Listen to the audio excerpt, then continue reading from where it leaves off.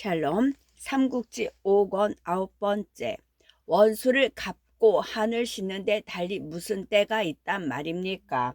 그렇게 강원이 정면으로 부딪히니 손권은 얼른 뜻을 정할 수가 없었다. 그때 북평에 도위로 있던 여몽이 들어와 손권에게 알렸다. 제가 용초의 수구를 지키고 있는데 황조의 부장 강령이 항복해 왔습니다. 제가 자세히 물으니 강령은 자르 흥패라 하며 파군 임강 땅 사람이었는데 서사에 두루 동달했으며 기력도 대단했습니다. 일찍이 협행으로 논일기를 좋아하다가 쫓기는 무리를 보아 대강을 휘젓고 다녔다고 합니다. 그때 감령은 허리에 구리로 된 방울을 차고 다녔는 바 사람들은 그 방울 소리만 들어도 모두 몸을 피할 정도였습니다. 또 항상 서천에서 나는 좋은 비단으로 돛을 만들어 달고 다니니 사람들은 그의 패거리를 금범적이라 하며 두려워했습니다. 뒤에 지난 잘못을 뉘우치고 행동을 고쳐 좋은 일을 하고자 무리를 이끌고 유표에게 갔습니다. 그러나 유표가 큰일을 할 만한 인물이 못됨을 알고 다시 동으로 오려고 하다가 우연히 황조를 만나 하구에 머물게 되었던 것입니다. 그렇지만 이미 황조의 사람이 되어 우리와 창칼을 맞댔다가 지금에 와서야 오려는 까닭은 무엇이오? 한편으로는 감령이란 인물에 마음이 끌리면서도 아직 의심스러운 데가 있는지 송건이 물었다. 여몽이 한층 열을 올려 대답했다. 전에 우리 동호가 황조를 쳤을 때 감령의 힘을 입어 하구를 회복했음에도 황조는 감령을 매우 박하게 대접했습니다. 도독인 소비가 여러 차례 그런 황조에게 감령을 전거했지만 그때마다 황조는 말했습니다. 감령은 원래 강물 위에서 도적질이나 하던 자이다. 어찌 무겁게 쓸 수 있겠는가? 이에 감령은 황조에게 한을 품게 된 것입니다. 소비는 감령의 그런 마음을 알고 술을 가지고 감령의 집을 찾아와 말했습니다. 나는 여러 차례 그대를 전거했으나 우리 주공께서는 쓰실 마음이 없는 듯하오. 해와 달은 쉬지 않고 뜨고 지니 우리 인생 길어야 얼마이겠소. 그대는 마땅히 먼 앞날을 두고 이룰 꾀에 보도록 하는 게 좋겠소. 그대에게 악현의 장자리를 얻어줄 테니 그리로 가서 스스로 거취를 정해보시오. 그래서 소비 덕분에 감령은 하구를 벗어나 강동으로 올 수 있었습니다. 그렇다면 왜 바로 이리로 오지 않고 공에게로 가 있소? 손건이 다시 물었다. 여몽이 얼른 대답했다. 주공께서는 감령이 황조를 구해주기 위해 우리 장수 능조를 죽인 일을 잊으셨습니까? 감령은 크게 두려워 바로 주공에로 오지 못하고 먼저 제게로 사람을 보내 물어온 것입니다. 저는 주공께서 어진이 찾기를 목마른 자가 물 찾듯 하시며 지난날의 원한을 오래 기억하지 않음을 일러줌과 아울러 각기 그 주인을 위해 한 일인데 어찌 노여워하실 일 있겠냐고 감령을 안심시켜 주었습니다. 그제서야 감령도 마음이 놓이는지 기꺼이 무리를 이끌고 강을 건너왔습니다. 그리고 제게 바라기를 주공을 찾아뵙고 한 번 더 뜻을 알아봐 달라 한 것입니다. 그제서야 손권도 감령의 투항이 진실임을 믿을 수 있었다. 크게 기뻐하며 말했다. 내가 흥패를 얻었으니 틀림없이 황조를 깨뜨릴 수 있을 것이다. 그리고 여몽에게 감령을 데려오라 일렀다. 이윽고 감령이 와 3번 절하며 예를 마치자 손건이 웃음 가득한 얼굴로 말했다. 흥패가 이렇게 와 내 마음을 크게 사로잡으니 구태여 지난날의 한을 기억하고 안 하고가 무슨 뜻이 있겠소. 바로건대 흥패는 조금 더 의심치 마시고 내게 황조 깨칠 계책이나 좀 가르쳐 주시오. 손건의 그 같은 말에 감령도 얼굴 가득 감격의 빛을 띠며 대답했다. 지금 한실은 날로 위태로우니 조조가 마침내 잔역할 것임이 틀림없는 까닭입니다. 형남의 땅은 조조가 반드시 차지하려 들 땅으로 그 주인인 유표는 멀리 하릴 줄 모르는 데다 그 아들들 또한 어리석고 못나 기업을 제대로 이어받지 못할 것입니다. 명공께서는 때를 잃지 마시고 일찍 도모하시도록 하십시오. 만일 때를 늦췄다가는 조조가 먼저 차지하게 될 것이니 지금이 마땅히 황조를 깨뜨리고 형남으로 나아갈 때입니다. 황조는 늙어 정신이 오락가락하면서도 재물 모으는 데만 힘을 써 심하게 그 백성을 쥐어짜니 그곳의 인심은 모두 황조에 대한 원망으로 가득합니다. 거기다가 싸울 무기도 갖추지 못하고 군사들에게는 지킬 법령도 없으니 만약 명공께서 가서 들이치신다면 반드시 무너지고 말 것입니다. 황조를 깨뜨린 뒤에는 북을 치며 서쪽으로 나아가 조간의 털을 잡고 파촉을 도모하도록 하십시오. 그곳마저 손에 넣으신다면 명공께서는 가히 폐업을 이루실 수 있을 것입니다. 비록 공명처럼 세밀한 것은 아니라 감령 또한 전하 3분의 형세를 대강은 짐작하고 있는 셈이었다. 다만 각기 섬기는 주인이 달라 하나는 명쾌한 전하 3분책으로 나오는 대신 하나는 쟁패예서의 우위 확보를 위한 거점으로서만 서촉과 형주를 보고 있을 뿐이었다. 실로 금옥같이 귀한 말씀이요. 손권은 그렇게 감탄하고 그날로 황조를 치기 위한 군사를 일으켰다. 주유를 대도독으로 세워 수륙의 군사를 모두 다스리게 하고 여몽은 전부의 선봉에 동습과 강령은 부장으로 삼은 뒤 손권 스스로 10만 대군을 이끌고 나선 것이었다. 세작이 그 소문을 듣고 나는 듯 강화로 달려가 알렸다. 황조는 급히 무리를 모아 의논 끝에 소비를 대장으로 삼고 진치와 등용을 전부의 선봉으로 앞세운 뒤 강하의 군사를 모조리 끌고 나가 적을 맞게 했다.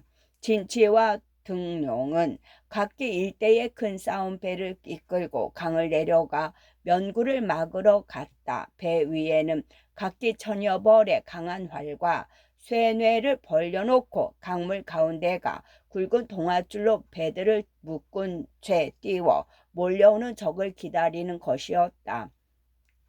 이윽고 동호의 군사들이 명구에 이르렀다. 진취와 등룡의 큰 싸움배에서 북소리가 요란하게 울리며 화살과 쇠 뇌살이 한꺼번에 오군의 머리 위로 쏟아졌다. 이에 오군은 감히 앞으로 나아가지 못하고 면이나 물러났다. 감령이 가만히 동습에게 말했다. 이렇게 되고 보니 더 나아갈 수가 없구려. 달리 꾀를 내야겠소. 그러고는 작은 배 100여 척을 끌어내 배마다 날랜 군사 10명을 태웠다. 20명은 배를 저을 군사요 30명은 갑옷을 받쳐 입고 칼을 든 군사였다. 가자. 제비가 다 되자 감령의 앞장선 뱃머리에서 칼을 빼들고 소리쳤다. 거기 따라 100여 척의 작은 배는 개미떼처럼 진취와 등룡의 큰 싸움배 쪽으로 몰려갔다. 진취와 등룡은 군사들을 재촉해 전처럼 활과 쇠뇌를 퍼부었으나 소용없었다. 감령은 작은 배들을 화살을 무릅쓰고 똑바로 큰 싸움 배 곁에 다가가 그들을 얽고 있는 동아줄을 끊어버렸다. 동아줄이 끊긴 큰 싸움배가 각기 흩어져 기우뚱거리는 걸 보자 감령은 몸을 날려 배전으로 뛰어 올랐다. 마침 거기 있던 적장 등룡이 막아보려 했으나 애초부터 될 일이 아니었다. 등룡이 감령의 한 칼에 쪼개지니 멀리서 그걸 본 진취는 놀라 배를 갈아타고 달아나려 했다. 하지만 진취도 그리 멀리 갈 팔자는 못 됐다. 진취가 배를 몰아 달아나는 걸 본 여몽이 작은 배에 뛰어내리더니 스스로 노를 저어 진취의 배로 다가가 불을 질러 버렸다. 진취는 급히 배를 버리고 강 언덕으로 기어 올라갔다. 그러나 여몽은 목숨을 내걸고 따라가 마침내 진취를 베어 죽여버렸다. 그 무렵에 황조의 대장 소비가 군사를 이끌고 강 언덕에 이르렀으나 이미 때는 늦은 뒤였다. 기세가 오른 오군이 새카맣게 강 언덕으로 기어오르니 당해내지 못하고 황조의 군사는 크게 패했다. 소비는 낙담하고 황망에 급히 달아났다. 그러나 그 또한 동룡이나 진치보다 별로 나을 게 없었다. 동호의 대장 반장을 만나 몇 합 싸워 보지도 못하고 부끄럽게도 사로잡히고 말았다. 소비는 곧바른 배에 실려 손권 앞으로 끌려갔다. 적의 대장이니 손권이 그리 곱게 볼 리 없었다. 한번 흘끗 노려보고는 곧 좌우에게 영을 내렸다.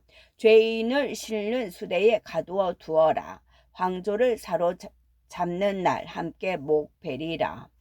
그러고는 삼군을 재촉해 밤낮을 가리지 않고 황조가 숨어있는 강화를 들이쳤다. 황조는 암담했다. 믿던 장수들은 모조리 죽거나 사로잡히고 군사들도 모두 꺾여 싸워볼 마음조차 일지 않았다.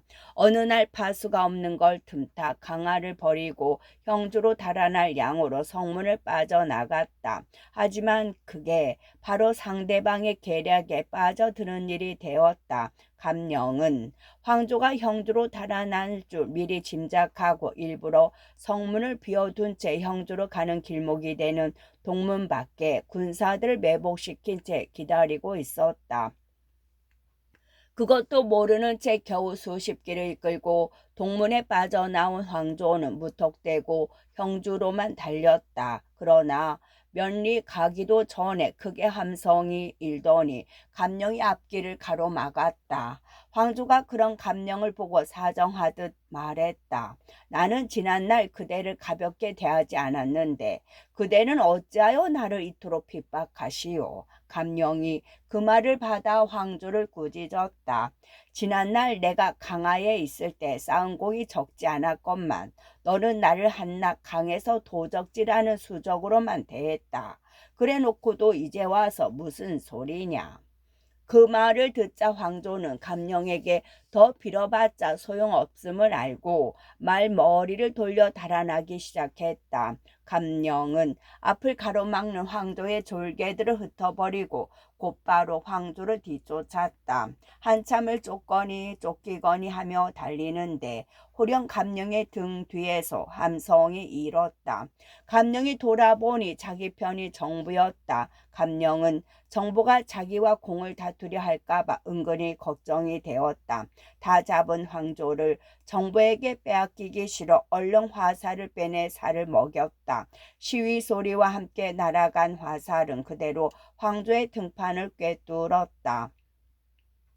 황조는 외마디 소리와 함께 몸을 뒤집으며 말에서 떨어졌다. 감령은 죽은 황조의 목을 베어 정보와 군사를 합친 뒤 뒤따라온 송건에게 그 목을 바쳤다. 그놈의 목을 나무 상자에 넣어 잘 간수해 두어라. 강동으로 돌아가 선친의 영전에 제물로 바치리라. 그러고는 삼군의 두터운 상을 내림과 아울러 감령을 높여 도위로 삼았다. 공을 논하고 상을 베푸는 일이 대강 끝나자 손권은 다시 새로 뺏은 강화 지킬 일을 의논했다. 군사를 나누어 남기고 막당한 대장을 세워 강화를 영구히 동우의 땅으로 삼으려 함이었다. 손권의 그 같은 뜻을 안 장소가 일어나 말렸다. 외로운 성은 지키기 어려우니 우리에게는 바로 강화가 그러합니다. 차라리 이대로 강동으로 돌아가는 게 낫겠습니다. 유표는 우리가 황조를 깨뜨린 걸 알면 반드시 그 원수 갚음을 하러 달려올 것입니다. 그때 우리는 강동에 평안이 있으면서 멀리서 오느라 수고로운 그들을 기다려 들이친다면 유표는 반드시 패하고 말 것이니 그 승세를 타고 공격해 나가는 게 어떻겠습니까? 그리하면 형, 양 두 주를 얻는 일도 그리 어렵지 않을 것입니다. 일껏 빼앗은 땅을 다시 내놓고 돌아서기 아깝기는 했지만 듣고 보니 옳은 말이었다. 이에 손권은 장소의 말을 따라 강화를 버리고 강동으로 군사를 되돌렸다. 한편 동호에 사로잡힌 바 된 황조의 대장 소비는 함과 안에 갇힌 채 가만히 사람을 보내 강령에게 구해주기를 빌었다. 감령이 고개를 끄덕이며 그 사람에게 말했다. 설령 소비가 그대를 보내 살려주기를 빌지 않았다 한들 내가 어찌 그를 잊겠는가. 그러고는 알맞은 때를 기다렸다. 오래전에 손권의 군사는 오회 땅으로 돌아갔다. 손권은 돌아가기 바쁘게 군사들에게 명을 내려 소비의 목을 자르도록 했다. 황조의 목과 나란히 선부의 영전에 올리고자 함이었다. 그 말을 들은 감령은 한달음에 송건에게 달려가 고개를 조아리며 울며 말했다. 만약 지난날 소비가 없었더라면 제 몸은 벌써 죽어 개골창이나 구덩이를 메우게 되었을 것입니다. 어찌 장군 휘하에 일하는 걸 바랄 수 있기나 하겠습니까? 이제 소비의 죄는 죽어 마땅하나 지난날 그가 제게 베푼 은혜와 정을 생각하니 차마 그냥 있을 수가 없습니다. 바라건대 제 모든 관작을 돌리겠사오니 부디 소비의 죄를 사하여 주십시오. 그 말에 손건이 한동안 말없이 생각에 잠겼다가 조용히 물었다. 그가 이미 그대에게 은혜를 베푼 적이 있다면 나는 그대를 위해 그를 용서해 주겠소. 하지만 만약 그가 달아난다면 어쩌겠소. 죽을 목숨이 산 것만으로 그 은혜를 어떻게 갚아야 할지 모르는 터에 달아날 까닭이야 있겠습니까? 만약 소비가 달아난다면 제가 그 목을 잘라 주공께 바치겠습니다. 감령이 자신있게 대답했다. 이에 손권은 소비를 용서하고 황조의 목만으로 손견의 영전에 제사 지냈다. 손견이 죽은 지 16년, 손책 손건 두 대에 걸친 복수였다. 그러나 죽은 황조로 보면 일찍이 유표의 사람이 되어 손견과 유표의 싸움에 말려든 죄밖에 없으니 억울할 수도 있었다. 죽은 아비를 위로하는 제사를 지낸 뒤 손권은 다시 크게 잔치를 열어 문무 관원들을 불러들이고 그 공을 지하했다. 그런데 한창 술자리가 흥겹게 무르익어갈 무렵이었다. 그 자리에 나와있던 장수 하나가 돌연 크게 우소리 내어 울더니 칼을 빼들고 감령에게 덮쳐갔다. 감령은 황망히 앉아있던 의자를 들어 그의 칼을 막으려 했다. 송건이 놀라 보니 그 사람은 다름 아닌 능통이었다. 감령이 아직 강하에 있을 때 황조를 위해 죽인 동우의 장수 능조의 아들인데 감령과 한자리에 마주 앉게 되자 문득 아비 죽인 원한이 가슴에 복받쳐왔다. 어쩌면 손권이 아비의 원수 갚음을 위해 차린 떠들썩한 제사가 능통의 복수심을 더욱 자극했을지도 모를 일이었다. 손건은 얼른 능통에게 달려가 그 손을 잡아 끌며 달랬다. 흥패가 경에 붙이는 활로 쏘아 죽이게 된 것은 그때는 각기 주인이 달라 그 주인을 위해 힘을 다하지 않을 수 없었기 때문이네. 하지만 이제는 다르네. 흥패는 이미 한 집안 식구가 되었는데 어찌 지난날의 원수를 다질 수 있겠나. 모두 내 얼굴을 보아 덮어두게나. 그러나 능통은 더욱 슬피 목을 놓으며 말했다. 아비를 죽인 자와는 함께 하늘을 이지 않는다 하였거늘 그 원수를 눈앞에 두고 어찌 용서할 수 있단 말입니까? 그뿐만이 아니었다. 손권과 다른 관원들이 두 번, 세 번 좋은 말로 달래도 끝내 성난 눈길로 감령을 노려볼 뿐이었다. 하는 수 없이 손권은 그날로 감령에게 군사 5천과 배 100척을 주어 하구로 가도록 했다. 명목이야. 그곳을 지키라는 것이었지만 실은즉슨 감령을 우선 능통의 눈에 띄지 않을 곳으로 숨긴 셈이었다. 감령은 송건에게 절하여 감사한 뒤 군사들을 이끌고 하구로 떠났다. 손권은 거기에 그치지 않고 또 이번에는 능통의 벼슬을 높여 승려 도의로 삼았다. 그렇게 되자 능통도 한을 품은 채로 남아 겉으로는 더 원수 갚음을 고집할 수 없게 되었다. 아내 일을 대강 정리한 동호는 곧 형주와 양주를 겨냥한 싸움 준비에 들어갔다. 널리 사람과 제목을 모아 싸움배를 만들게 하고 한편으로는 군사를 나누어 대강 남쪽 곳곳을 지키게 했다.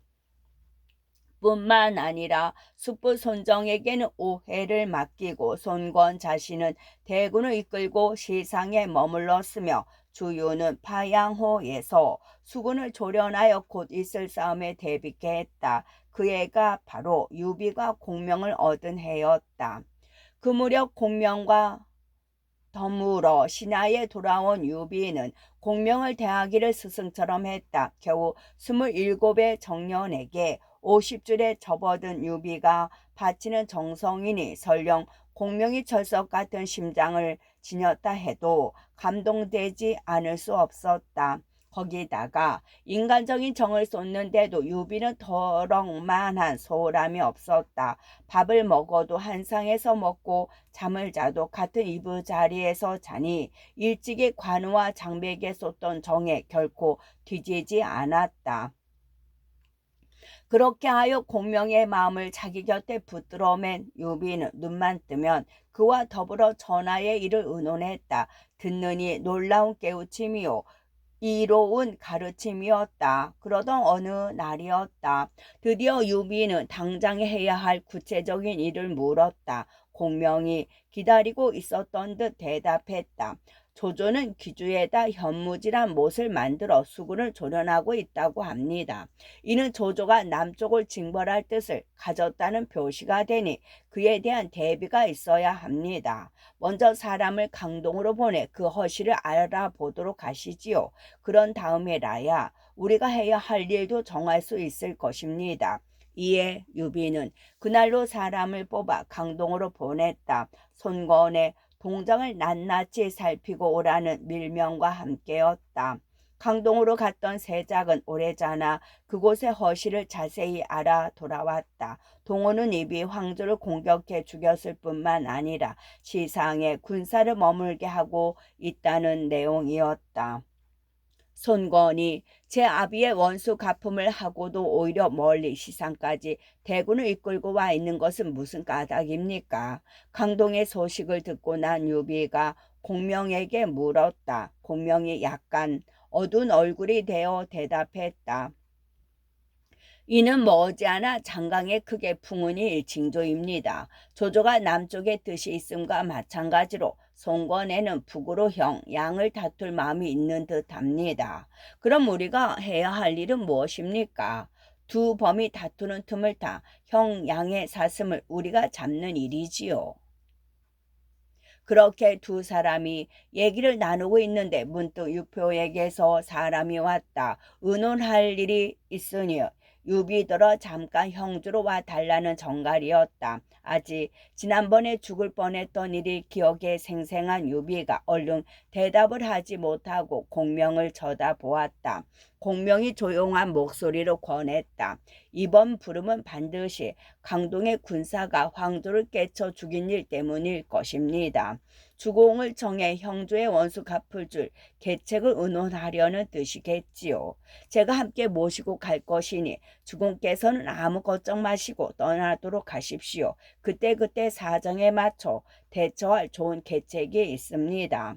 이에 현덕은 공명의 계책을 따르기로 하고 관운장을 남겨 신하를 지키게 한 뒤 장비와 500 인마를 따르게 하여 형주로 갔다. 하지만 형주로 가면서도 마음 한구석에 꺼림칙한 게 있는지 말 위에서 넌지시 공명에게 물었다. 이번에 유경성을 만나면 지난 일에 무어라 대답해 주는 게 좋겠소. 마땅히 양양의 일에 대해 감사를 드리셔야 합니다. 제모의 일은 그쪽이 먼저 꺼내지 않거든 그대로 덮어두십시오. 하지만 만약 유표가 주공께 강동을 치라고 할 때는 결코 응낙해서는 아니 됩니다. 다만 신하로 돌아가 군마를 정돈하게 해달라고 말씀하시는 게 좋겠습니다. 이에 유비는 그 말을 마음에 새기고 형주로 갔다. 형주의 일은 유비는 역관에다 짐을 풀고 장비는 군사들과 함께 성 밖에 머물러 있게 했다. 군사를 이끌고 성으로 들어가 쓸데없는 의심을 받거나 말썽을 일으키는 게 싫어서였다. 유비는 곧 공명과 함께 유표를 보러 들어갔다. 서로 예가 끝나자 오히려 유비가 궤하에 엎드려 죄를 빌었다. 양양에서 유표가 이른 대로 그를 대신해 손님 접대를 끝내지 못하고 중도에 자리를 뜬 데 대한 사죄였다. 그 말에 유표가 문득 민망스러운 얼굴로 대답했다. 나도 아우가 해를 입은 일을 들어 알고 있네. 그때 당장 채무를 목베어 금옥을 아우에게 보내려 했으나 여러 사람이 나서서 말리는 바람에 용서했을 뿐이네. 아우에게는 아무런 죄가 없네. 아닙니다. 그 일은 최 장군이 꾸민 것이 아니라 모두 아랫사람들이 한 짓으로 생각됩니다. 유비는 더욱 겸손하게 유표의 어색함을 풀어주었다. 그러자 유표는 비로소 유비를 부른 까닭을 밝혔다. 이제 강하를 잃은 데다 황조는 송건에게 죽음을 당했네. 그 때문에 아우를 청해 원수 갚을 계책을 의논해 보려 한 것이네. 황조가 성정이 거칠고 사람 쓸 줄 몰라 그 같은 화를 입은 것입니다. 그런데 만약 군사를 일으켜 남쪽을 치다가 조조가 그 틈을 타 북쪽에서 내려온다면 그 일은 어떻게 하겠습니까? 이미 공명에게 들은 말이 있는지라 유비는 대뜸 그렇게 말렸다. 그 말에 한동안 입을 다물고 생각에 잠겼던 유표가 문득 저연한 얼굴로 말했다. 나는 이제 늙고 병이 잦아 형주 다스리는 일을 제대로 해낼 수가 없네. 강동을 치는 일이야 어쨌든 아우는 이곳으로 옮겨와 나를 좀 도와주게. 내가 죽은 뒤에는 아우가 이 땅의 주인이 돼 주어야겠네. 유비가 펄쩍 뛰며 사양했다. 형님께서는 어찌 그런 말씀을 하십니까? 저 같은 게 어찌 감히 그같이 큰일을 맡아 할 수 있겠습니까? 그때 공명이 눈짓으로 현덕을 말렸다. 힘으로라도 빼앗고 싶은 판에 스스로 넘겨주겠다는데 마다하는 유비가 안타까웠던 것이다. 그러나 유비는 그런 공명을 못 본 척하고 서둘러 말을 맺었다. 지금 형주의 다소의 어려움이 있다 해도 형님께서 그리 걱정하실 것까지는 없습니다. 천천히 생각하면 좋은 계책이 나올 것입니다. 그러고는 비하듯 유표 앞을 물러나왔다. 역관으로 돌아가자 공명이 애석한 듯 물었다. 유경승이 스스로 형주를 죽음께 맡기려 하는데도 어찌하여 거절하셨습니까? 경승은 나를 은희와 예절로 대해왔소. 어찌 그 위태함을 틈타 이 땅을 빼앗을 수 있겠소. 유비가 그렇게 대답했다. 약점인 동시에 장점이기도 한 그의 성격 그대로였다. 공명이 속으로 탄식하며 말했다. 참으로 너그럽고 의로운 주인이로구나. 그 때문에 자신이 헤쳐나가야 할 어려움이 암담하면서도 한편으로는 그와 함께라면 어떤 어려움도 헤쳐나갈 수 있을 것 같은 자신에서 우러난 중얼거림이었다. 하지만 그들이 떨어진 저지는 그리 한가로운 게 못 되었다. 유포의 땅이라고는 하지만 그 군권을 거머쥐고 있는 제시1족이 여전히 유비를 못마땅히 여기고 있는 데다 강동을 징벌하는 것도 유표가 굳이 고집하면서 유비로서는 빠져나가기 어려운 문제였다. 그 때문에 유비와 공명이 다시 머리를 맞대듯 의논하고 있는데 문득 사람이 와서 알렸다. 공자 유기가 뵈러 왔습니다. 유비는 그 갑작스러운 방문에 의아로우면서도 반갑게 유기를 맞아들였다. 유기는 방 안에 들어오기 바쁘게 울며 엎드려 말했다. 계모가 끝내 이 몸을 용납지 않으니 목숨이 아침 저녁을 기약할 수 없게 되었습니다. 바라건대 수부께서는 저를 가엾이 여겨 구해 주십시오.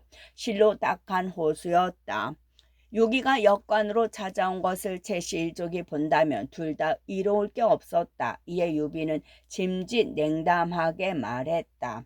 그 일은 조카의 집안일이네. 내게 물어본들 무슨 소용이 있겠나. 그러자 곁에 있던 공명이 빙긋이 웃었다. 유비가 또 인정에 못 이겨 집안 싸움에 깊이 말려들까봐 걱정하다가 뜻밖으로 쉽게 몸을 빼내는 걸 보자 저도 모르게 떠오른 웃음이었다. 그러나 유비는 남의 속도 모르고 공명에게 물었다. 선생께서는 조카에게 줄 만한 계책이 있으십니까? 공명은 문득 웃음을 거두고 무겁게 고개를 저었다. 이것은 집안일입니다. 이 양이 어찌 감히 참견할 수 있겠습니까? 그러나 유비는 아무래도 공자 유기가 가여웠다. 잠시 후 돌아가는 유기를 발해주는 채 뒤따라 나갔다가 귓속말로 일러주었다. 내일 내가 공명을 네 방문에 대한 답례로 보내마. 그때 이리이리 해보아라. 아마도 공명은 네게 묘한 계책을 가르쳐 줄 것이다. 그러자 유기는 눈물까지 글썽이며 감사하고 돌아갔다. 다음 날이었다. 유비는 배가 아프다는 핑계로 공명을 대신 공자 유기에게 회사하러 보냈다. 유기는 공명이 오자 후당으로 모셔들인 뒤 차를 비우기 무섭게 매달리듯 말했다. 이 기는 계모에게 용납하지 못해 곧 죽을 목숨입니다. 다행히 선생께서 한마디 일러주시면 구함을 받을 길이 있을까 싶어 이렇게 빕니다. 부디 뿌리치지 마십시오. 그러나 공명은 여전히 냉정했다. 나는 이곳에서는 손에 지나지 않는데 어찌 골육간의 일에 간섭할 수 있겠습니까? 만약 이 일이 밖으로 새 나간다면 그로 인한 해가 적지 아니할 것입니다. 그러고는 몸을 떨치고 일어나려 했다. 유기가 그런 공명을 붙들었다. 기왕 이렇게 귀한 걸음을 하셨는데 어찌 허술하게 대접해 보낼 수 있겠습니까? 그런 유기의 어조가 어찌나 간곡한지 공명도 마침내는 뿌리치지 못하고 주저앉았다. 유기는 공명을 한층 외진 방으로 옮기게 한 뒤 술상을 내어 함께 마셨다. 그러나 얘기는 곧 좀 전의 화제로 돌아갔다. 계모가 저를 용납하지 않는데 어찌하면 좋겠습니까? 한마디만 일러주십시오. 유기가 다시 그렇게 물었으나 공명의 태도는 변함이 없었다. 그 일은 제가 함부로 끼어들 일이 아닙니다. 그 한마디와 함께 또다시 자리를 털고 일어나려 했다. 유기는 그런 공명에게 원망하듯 말했다. 말씀을 하시지 않으시면 그만이지 무엇 때문에 자꾸 가시려 하십니까? 그래 놓고는 슬쩍 말머리를 돌렸다. 제게 오래된 귀한책이 있는데 선생께서 한번 보아 주십시오. 공명이 원래가 서생이었던지라 오래된 귀한 책이라는 말에 호기심이 일었다. 자리를 뜨고 싶은 마음을 억누르고 유기가 끄는 대로 작은 누각에 올랐다. 그 책이 어디 있습니까? 공명은 자리를 잡고 앉기 바쁘게 물었다. 유기가 대답 대신 다시 울며 말했다.